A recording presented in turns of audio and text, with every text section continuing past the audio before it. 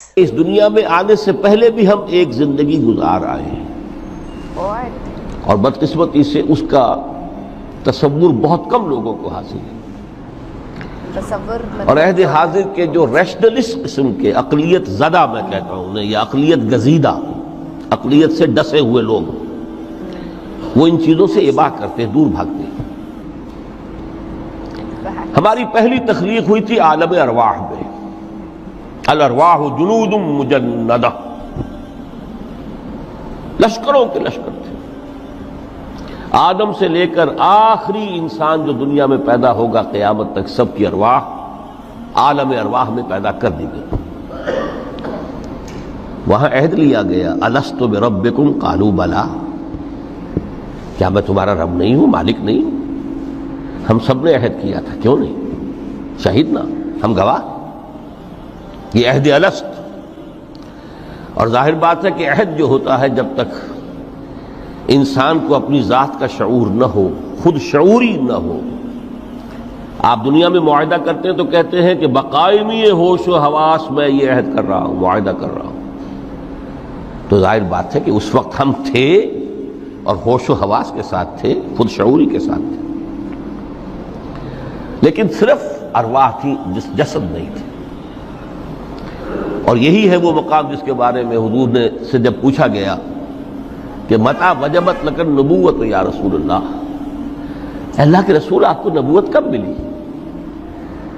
تو آپ نے فرمایا والآدم بین الماء والطین، ابھی آدم کا حیولہ جو ہے ابھی گارا گوندھ ہی رہا تھا، پانی اور گارے کے درمیان ہی تھے آدم، کہ میں اس وقت بھی نبی تھا۔ عالم خلق کا ابھی آغاز نہیں ہوا، ابھی عالم ارواح میں بھی جو تمام ارواح ہیں وہ اپنی امتیازی شان کے ساتھ ہیں۔ روح محمدی صلی اللہ علیہ وسلم، جس سے اگر نور محمدی کہیں تو غلط نہیں ہے، اس لیے کہ ارواح کا جو مادہ تخلیق ہے وہ نور ہے، جیسے فرشتوں کا مادہ تخلیق نور ہے۔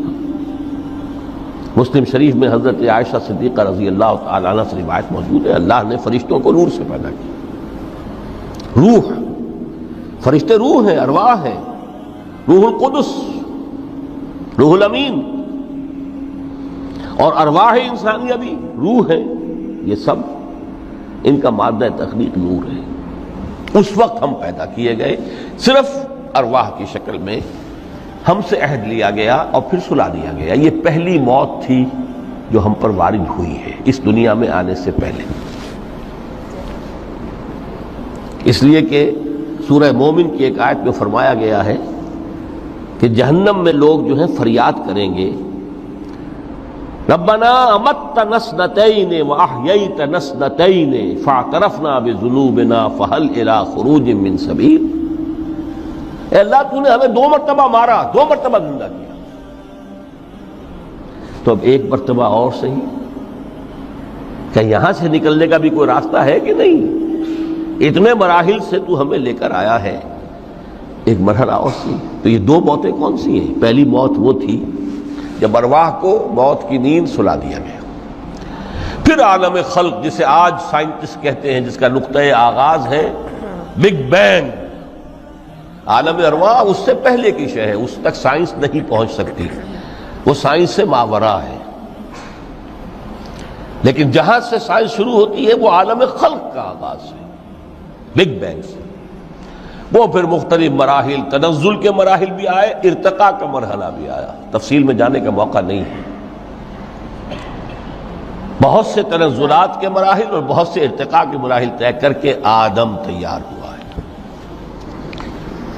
حضرت بیدل نے رحمت اللہ علیہ بہت خوبصورت شعر کہا ہے، ہر دو عالم خاک شد تا بست نقش آدمی، اے بہار نیستی از قدر خود ہوشیار باش۔ یہ پوری جو بھی کائنات کا جو سلسلہ شروع ہوا، بگ بینگ، اور بہت بڑے بڑے جو ناری کرے تھے جن کی کہ حرارت کا جب تذکرہ کرتے ہیں سائنسدان تو trillions and trillions of foreign height, یہ ان کی اس وقت اس کی جو حرارت کا عالم تھا۔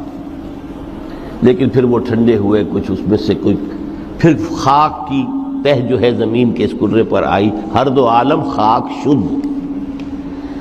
یہاں سے اب آدم کا حیولہ تیار ہوا تا بست نقش آدمی، اس کے بعد ارتقائی مراحل ہیں، اور پھر آدم کی وہ روح جو کولڈ سٹوریج میں تھی جب وہ لا کر پھونکی گئی ہے، جسد آدم جو ہے وہ مسجود نہیں تھا، مسجود تو تب بنا ہے جبکہ اس میں روح آدم وہ لا کر پھونک دی گئی۔ فَإِذَا سَوَّيْتُهُ وَنَفَخْتُ فِيهِ مِن رُوحِي فَقَعُوا لَهُ سَاجِدِينَ۔ یہاں سے حیات دنیاوی کا آغاز ہو گیا۔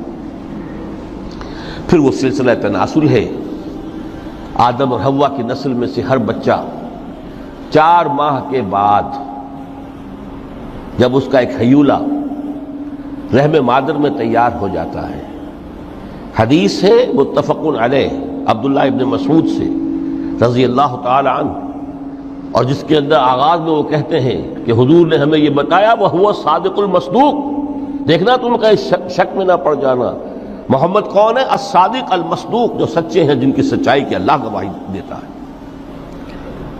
کہ رحم مادر میں 40 دن تم نطفے کی شکل میں ہوتے ہو، پھر 40 دن علقہ کی شکل میں ہوتے ہو، پھر 40 دن تو مضغہ کی شکل میں ہوتے، پھر اللہ تعالیٰ فرشتے کو بھیجتا ہے جو اس میں روح پھونکتا ہے۔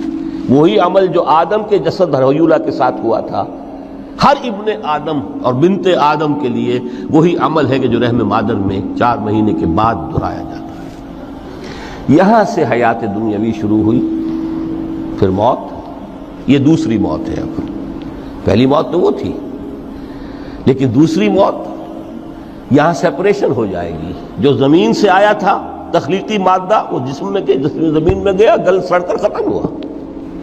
جو وہاں سے روح آئی تھی وہ اس زمینی وجود کا جو لب لباب ہے، جان نفس، اس کو لے کر اپنے ساتھ، اور وہ جائے گی عالم بالا کو۔ پھر یہ ایک وقفہ ہے، پھر بعد سے بعد الموت ہے۔ تو احیاء بھی 2 ہو گئے، ایک مرتبہ پہلی موت کے بعد زندہ کیا اس عالم میں، آنکھ کھلی اس عالم میں ہماری، یہ پہلا احیاء تھا۔ کیف تکفرون باللہ وکنتم امواتا فاحیاکم ثم یمیتکم ثم یحییکم ثم الیہ ترجعون۔ دوسرا احیاء وہ ہوگا قیامت کے دن بعد سے بعد الموت، اور پھر اس کے بعد وہ زندگی ابدی زندگی ہے، ہمیشہ کی۔ یہ تصور سامنے رکھیے۔ تو یہ جو تھوڑا سا وقفہ، یہ تو زندگی بہت طویل ہے۔ تو اسے پیمانہ امروز و فردا سے نناب جاویداں پہم دماں ہر دم جواں ہے زندگی۔ اس میں یہ وقفہ جو ہے، خلق الموت والحیات لیبلوکم ایکم احسن عملا، یہ اس جسد کے ساتھ اس روح کا اتصال، اور یہ 30 40 50 60 70 80 100 برس کی عمر، یہ ایک وقفہ ہے، یہ امتحانی وقفہ ہے، تمہیں جانچا جا رہا ہے، پرکھا جا رہا ہے۔ ایکم احسن عملا۔ اب اگر تو 2 چیزیں انسان پر واضح رہیں، اور نہ صرف واضح رہیں، مستحضر رہیں۔ واضح تو ہو جاتی ہے ایک چیز، پھر آدمی بھول جاتا ہے، تو کوئی فائدہ نہیں دیتا اس کے۔ مستحضر ایک یہ کہ اصل زندگی آخرت کی زندگی ہے، طویل ہے۔ بل توسرون الحیات الدنیا والآخرۃ خیر وابقی، کلا بل تحبون العاجلہ وتذرون الآخرہ۔ تم اس عاجلہ کو پسند کرتے ہو، اس دنیا کی زندگی کو تم ترجیح دیتے ہو، جبکہ آخرت ہے جو باقی رہنے والی ہے، ابدی۔ اگر تو یہ معلوم ہو، جیسا کہ سورہ عنکبوت کی آیت کے حوالے سے میں نے آپ کو آیت سنائی کہ وما هذه الحیات الدنیا الا لہو ولعب وان الدار الاخرۃ لہی الحیوان لو کانوا یعلمون۔ اصل زندگی جو ہے وہ آخرت کی زندگی ہے، کاش کہ انہیں معلوم ہوتا۔ ایک حقیقت تو یہ معلوم ہو اور مستحضر رہے کہ اصل زندگی آخرت کی زندگی ہے، اور دوسری حقیقت یہ کہ یہ دنیا کی زندگی ایک امتحانی وقفہ ہے۔ دین کی بات پھیلانا